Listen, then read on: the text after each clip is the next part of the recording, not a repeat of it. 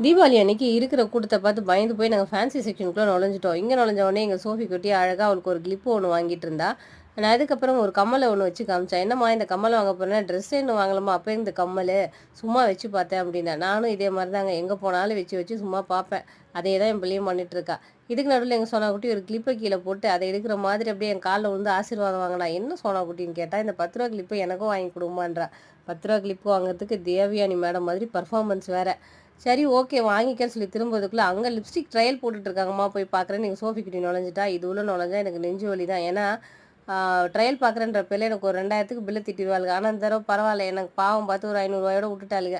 சரி வாங்கி முடிச்சுட்டு மேடம் வேறு லிஸ்ட்டு பாருங்கள், இந்த நெயில் பாலிஷ் வாங்கினேன், அந்த நெயில் பாலிஷ் வாங்கினேன், இந்த லிப்ஸ்டிக் வாங்கினேன்னு வேறு வீடியோ எடுத்து அவங்க ஃப்ரெண்ட்ஸ்க்கு வெறிப்பேற்றிட்டு இருந்தா.